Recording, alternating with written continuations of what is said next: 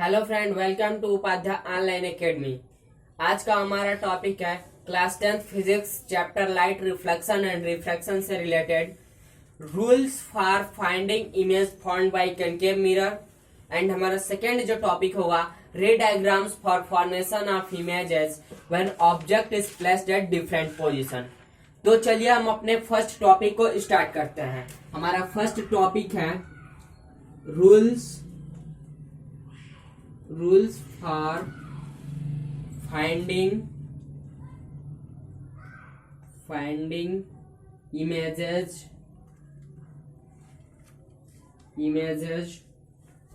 formed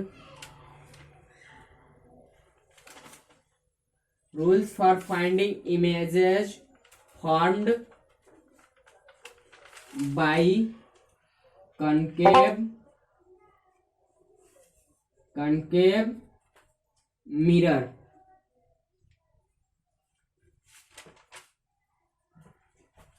हमारा topic है rules for finding image formed by concave mirror, यानी means इसका क्या होगा, अवतल दर्पण द्वारा निर्मित प्रतिबिंब प्राप्त करने के नियम।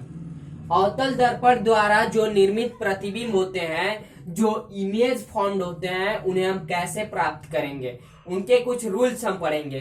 तो चलिए हम अपने फर्स्ट रूल को स्टार्ट करते हैं। हमारा फर्स्ट रूल क्या है? रूल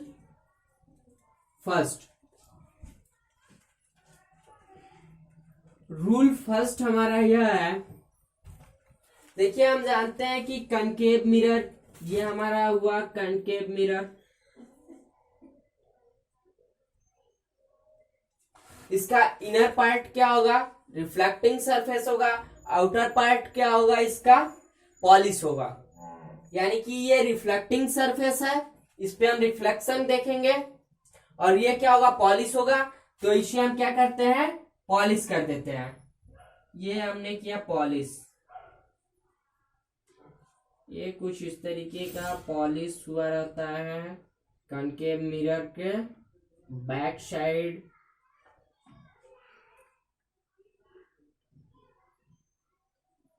ये हमने किया पॉलिश। हमारा कनकेव मिरर है, जिसे हम हिंदी में क्या कहते हैं? अवतल दर्पण।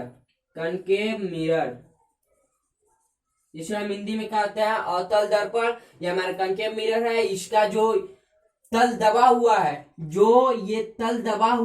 जो इनर पार्ट है, इसका जो अंदर का भाग है वह रिफ्लेक्टिंग सरफेस है, और ये जो बाहर का पार्ट है, आउटर सरफेस, बाहर का जो पार्ट है, बाहरी भाग है, ये क्या हुआ है? ये पॉलिश किया हुआ है। तो यहाँ पे होगा हमारा प्रिंसिपल एक्सिस।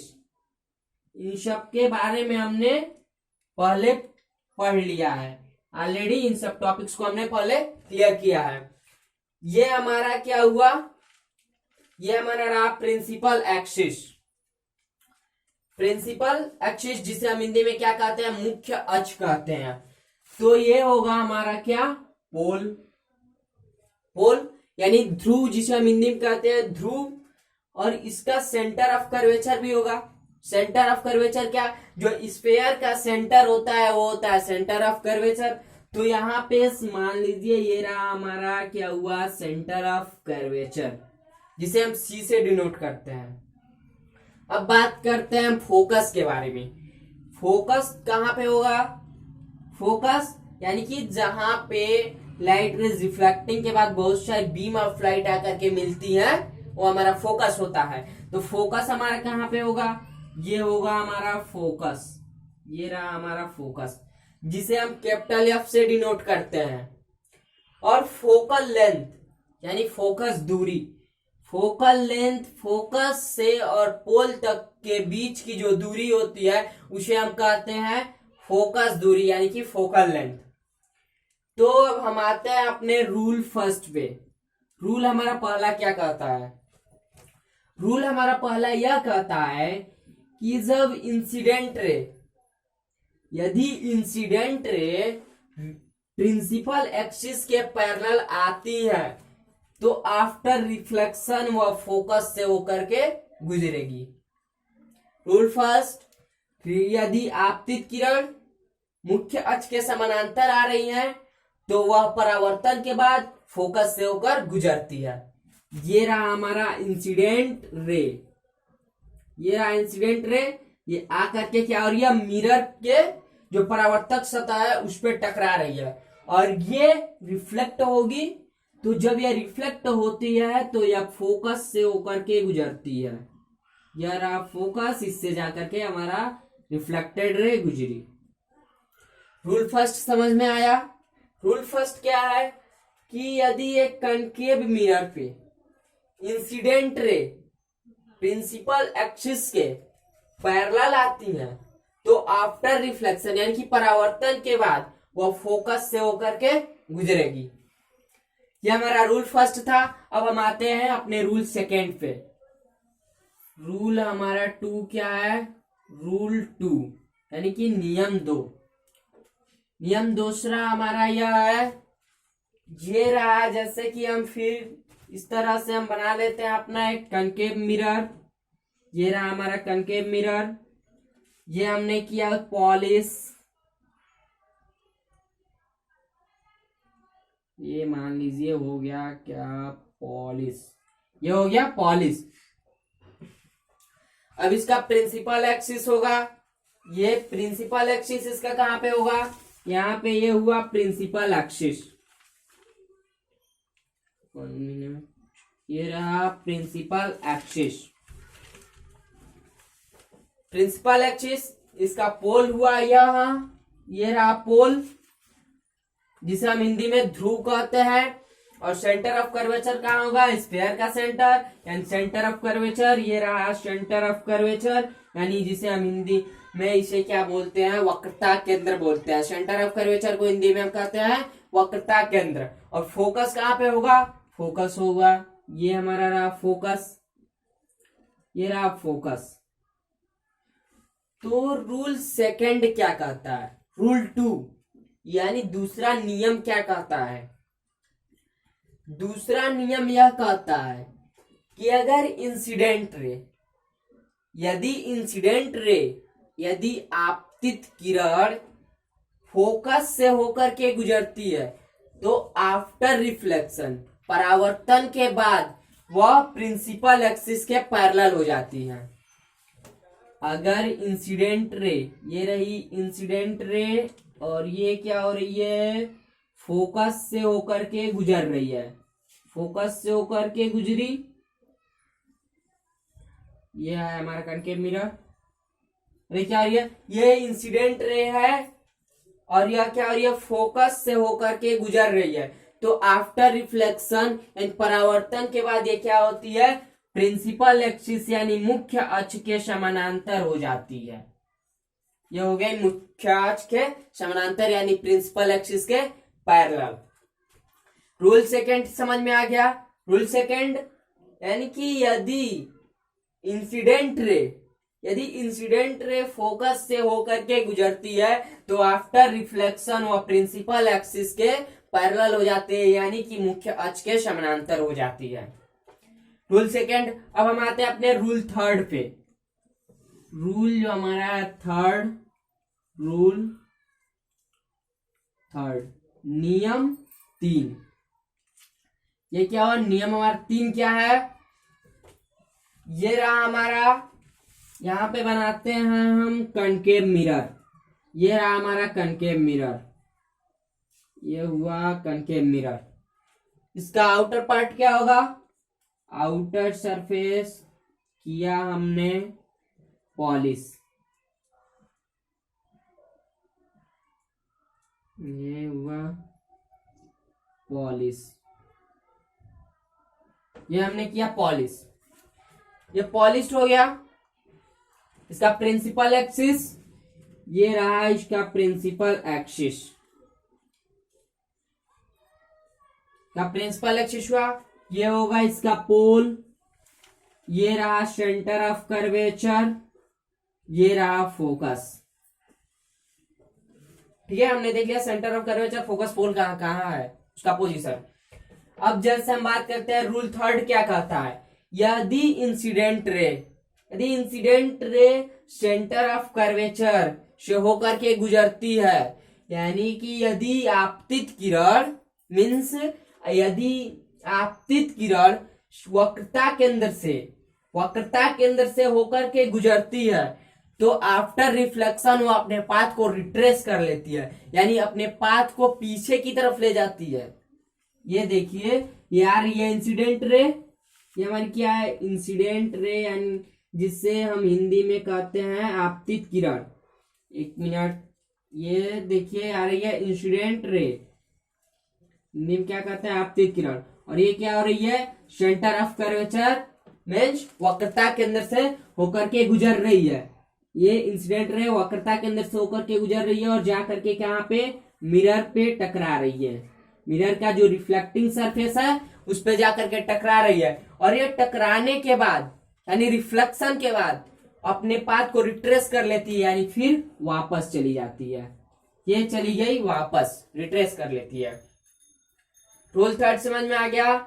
यदि इंसिडेंट रे यानी आपतित किरण सेंटर ऑफ कर्वेचर को हम हिंदी में कहते हैं वक्रता केंद्र, यदि आपतित किरण वक्रता केंद्र से होकर के आती है तो वह आफ्टर रिफ्लेक्शन परावर्तन के बाद अपने पाथ को रिट्रेस कर लेती है, अपने पथ को, अपने जो इसका पाथ है इसको क्या कर दिया, पीछे की तरफ लेके चल जाती है। रूल 3 हमने भी समझ लिया, rule 1, rule 3, rule 2 and rule 3 को समझ लिया। अब एक और रूल है इसका, रूल 4 के बारे में हम देखते हैं। तो ये रूल आपने अगर नोट करना चाहे तो ये नोट कर सकते हैं, इसे हम मिटाने जा रहे हैं रूल फर्स्ट को। अब ये रहा, हम रूल 4 के बारे में, यानी नियम 4 क्या कहता है। हमारा नियम 4 चौथा नंबर वाला जो हमारा नियम है, रूल है, वो क्या कहता है। ये है हमारा, ये हुआ हमारा कनकेव मिरर, और इसका पार्ट क्या हुआ, हमने किया पॉलिश, ये हो गया पॉलिश,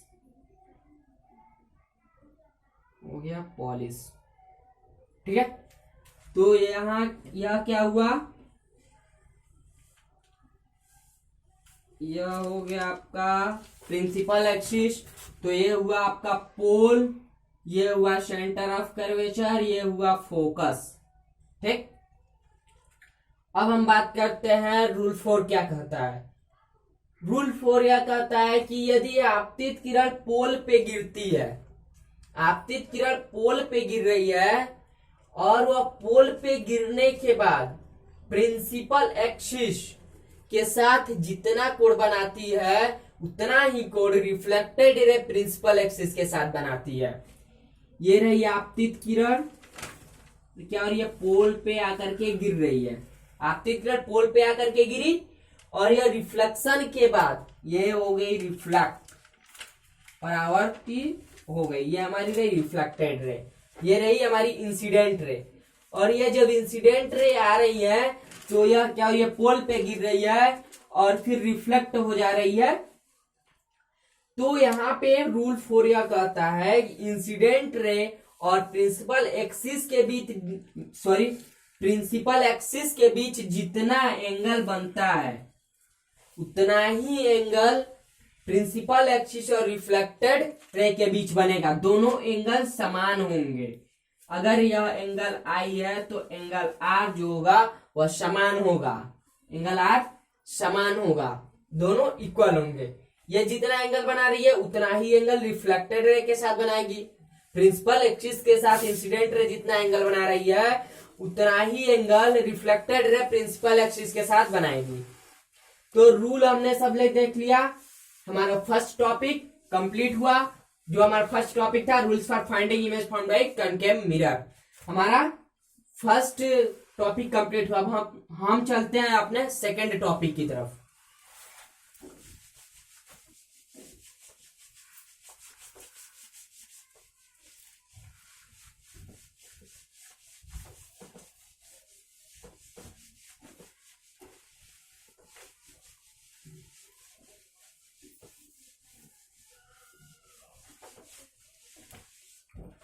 हमारा सेकेंड टॉपिक है रे diagrams for formation of images when object is placed at different position. Second topic की बात करें तो सेकेंड टॉपिक है हमारा रे diagrams for formation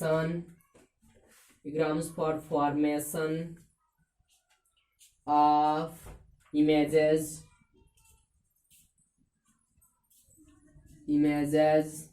when object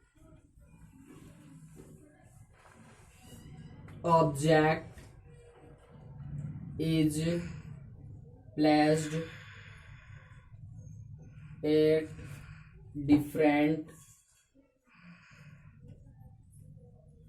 different position।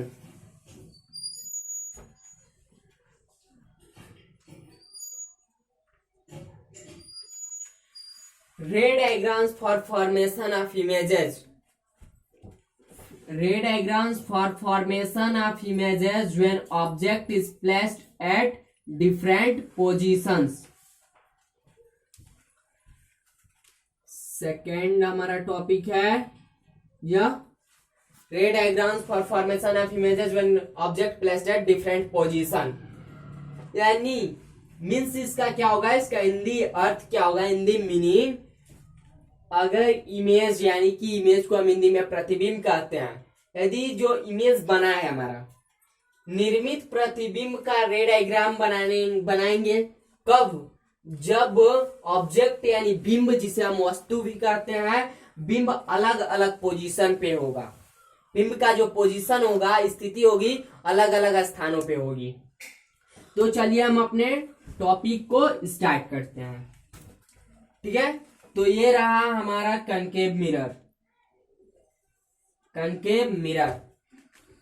Polish कर देते हैं इसको, ये पॉलिश किया हुआ कनकेव मिरर बैक साइड, ये हो गया पॉलिश, ये पूरा हो गया पॉलिश्ड। कनकेव मिरर हमारा पॉलिश्ड हो गया। अब इसका प्रिंसिपल एक्सिस कहां पे होगा, ये होगा इसका प्रिंसिपल एक्सिस।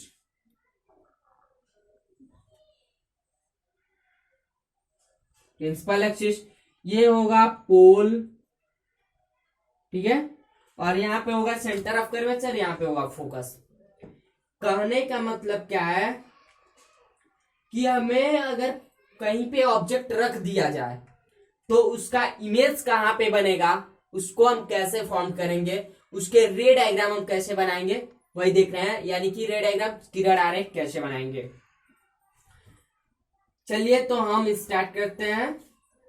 अगर हम यहाँ पे प्रिंसिपल एक्सिस के परपेंडिकुलर मुख्य अक्ष के लंबवत एक ऑब्जेक्ट रखें, प्रिंसिपल एक्सिस के पैरेलल यानी मुख्य अक्ष के लंबवत एक हम क्या करें, ऑब्जेक्ट रख रहे हैं। ये रहा एक ऑब्जेक्ट हमारा, ये ऑब्जेक्ट हुआ, और इसको हमने क्या किया, ये कोई ऑब्जेक्ट है और इसको हमने प्रिंसिपल एक्सिस मुख्य अक्ष के लंबवत रखा।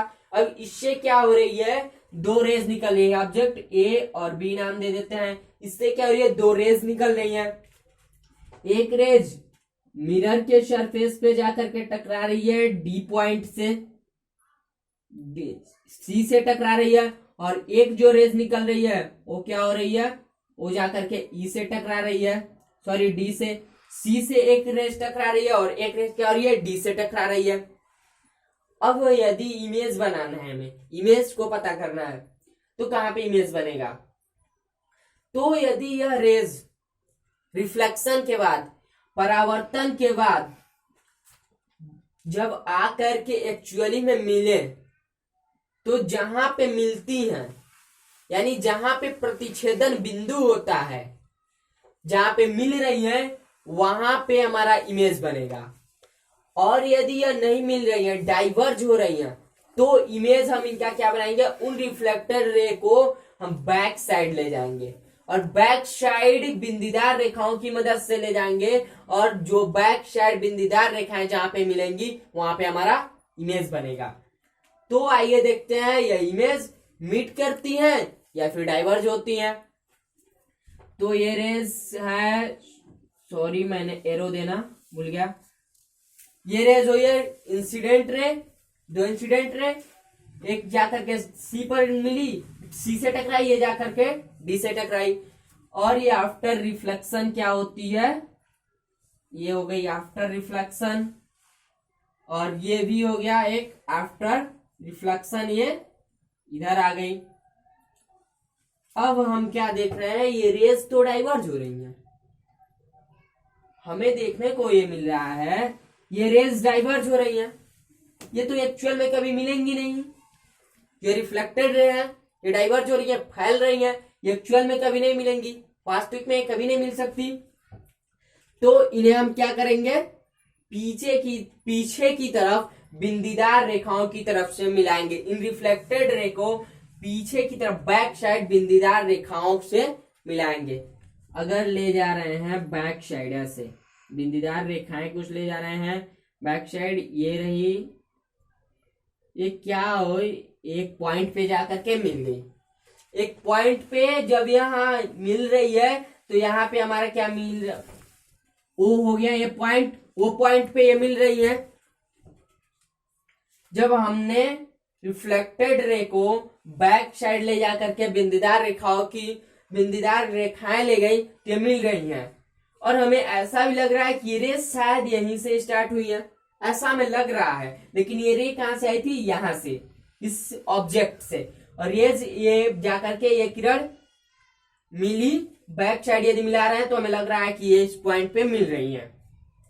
तो इमेज क्या होगा, तो अब हम क्या करेंगे कि इस इमेज, ये जो पॉइंट है, इससे और प्रिंसिपल एक्सिस के परपेंडिकुलर एक लाइन ड्रॉ करेंगे।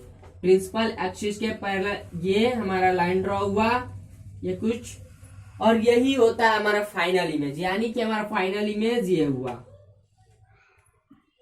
ये होता है हमारा फाइनल इमेज।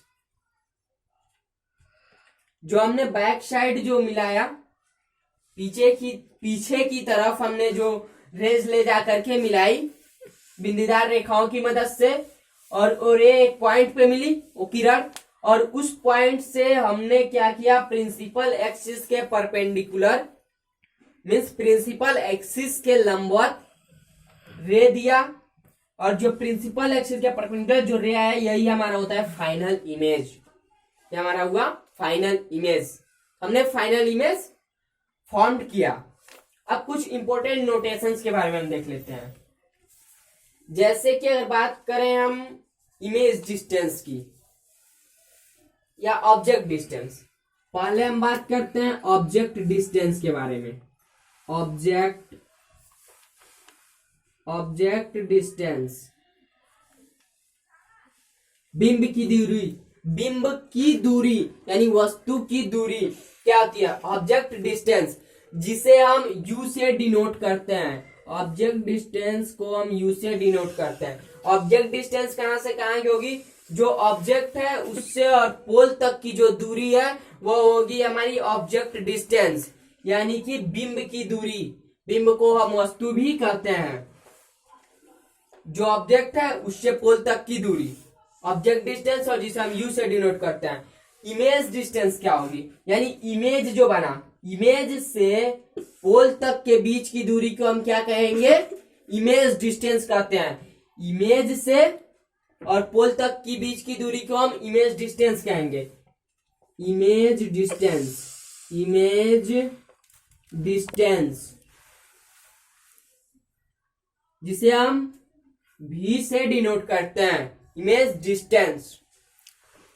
इमेज से ध्रुव यानी मीन्स पोल तक के बीच की दूरी इमेज डिस्टेंस कहलाएगी, जिसे हम v से डिनोट करते हैं, और ऑब्जेक्ट डिस्टेंस को u से डिनोट करते हैं। हम जानते हैं फोकस को किससे डिनोट करते हैं, f से डिनोट करते हैं। और क्या फोकल लेंथ को किससे डिनोट करते हैं, फोकस दूरी को स्मॉल f से डिनोट करते हैं। तो हमने कुछ इंपॉर्टेंट नोटेशन से था हमने देखा। तो हम इस आज का टॉपिक कुल क्लियर किया। क्या हमारा टॉपिक था, फर्स्ट टॉपिक था हमारा rules for finding image found by concave mirror and second topic था ray diagrams for formation of images when object is placed at different position. तो आज का हमारा टॉपिक खत्म होता है।